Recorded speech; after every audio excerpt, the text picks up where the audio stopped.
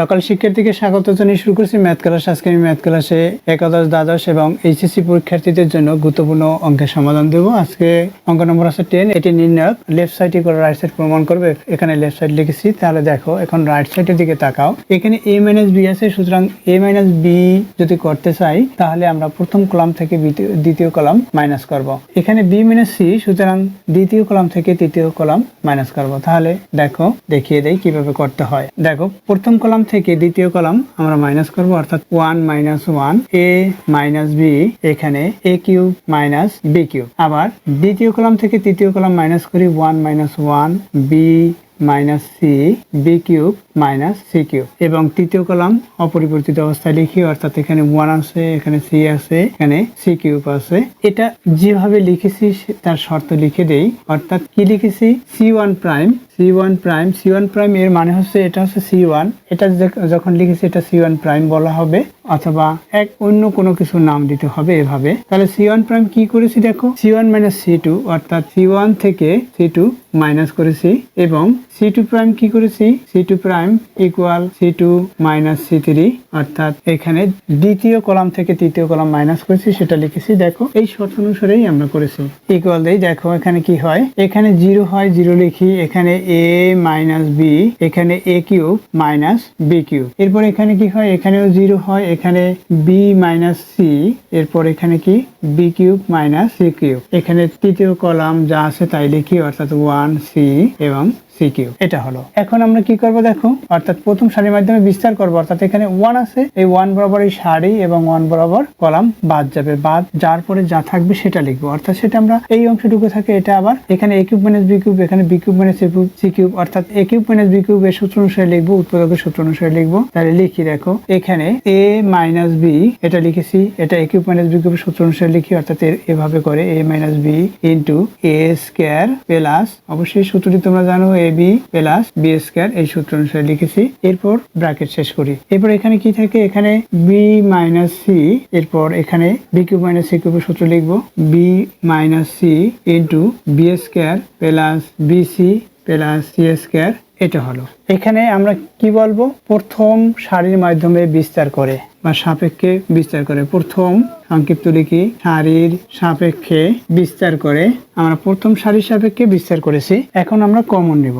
দেখো এখানে প্রথম কলাম এবং দ্বিতীয় কলাম থেকে যা কমন যায় সেটা লিখি। এখানে কমন যায় a মাইনাস বি, প্রথম কলাম থেকে a মাইনাস বি, দ্বিতীয় কলাম থেকে b মাইনাস সি, এটা কমন নিয়েছি।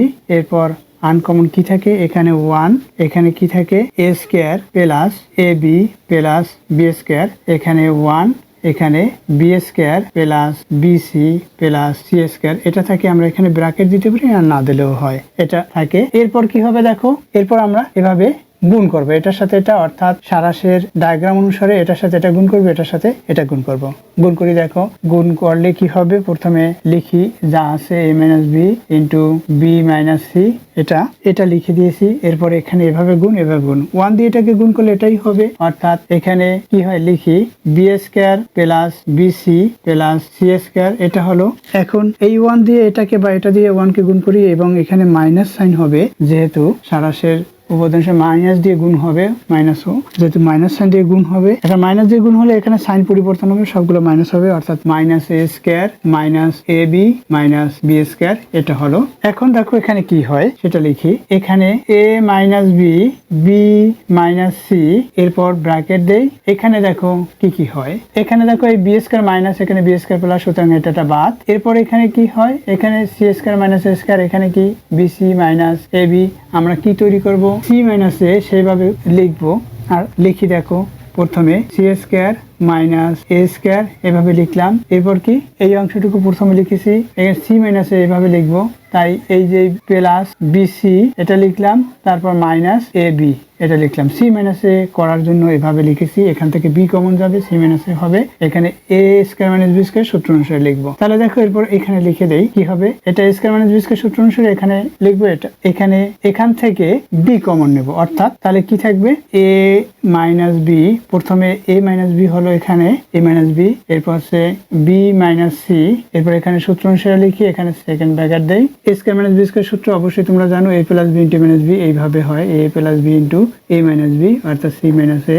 এরপর কি এখান থেকে কি কমন যায়, প্লাস সাইন আছে বি কমন যায়, তাহলে সি মাইনাস এ, বি যদি কমন নেই এখানে সি মাইনাস এ, এটা হলো সেকেন্ড ব্র্যাকেটও শেষ করি। এখন কমন আনকমন লিখবো, এখানে কি a minus b into b minus c into এখানে বি মাইনাস সি হলো, এরপর কি এখানে সি মাইনাস এ হয়, সি মাইনাস এ কমন যায় অর্থাৎ এই অংশ থেকে আমরা কমন নিলাম, সি মাইনাস এ হলো। আনকমন কি এখানে সি প্লাস এ প্লাস বি অর্থাৎ আমরা যদি সাজিয়ে লিখি এ প্লাস বি প্লাস সি, এটা হলো ইকুয়াল রাইট সাইড। দেখো রাইট সাইডের দিকে মিলিয়ে দেখো একই, সুতরাং আমরা রাইট সাইড প্রমাণ করতে পেরেছি। এখানে প্রুফ হবে PRO VD প্রুফ অর্থাৎ রাইট সাইড প্রমাণিত হলো। আশা করি বুঝতে পেরেছো এই অঙ্কটি কিভাবে করতে হবে। এখানে যে সূত্র অনুসারে করেছি সেই সূত্রটি আমরা এখানে সাইড নোটে সূত্রটি দেখিয়ে দিব, অর্থাৎ a কিউব মাইনাস বি কিউবের কি সূত্র, a কিউব মাইনাস বি কিউবের সূত্র হচ্ছে a minus b into a square plus a b plus b square. এই সূত্র অনুসারে করেছি, তাই এই সূত্রটি সাইড নোটে যেহেতু দিয়ে লিখে দেব। আশা করি বুঝতে পেরেছো। এতক্ষণ ম্যাথ ক্লাসের সাথে থাকার জন্য সকলকে ধন্যবাদ জানিয়ে আজকের মতো বিদায় নিচ্ছি।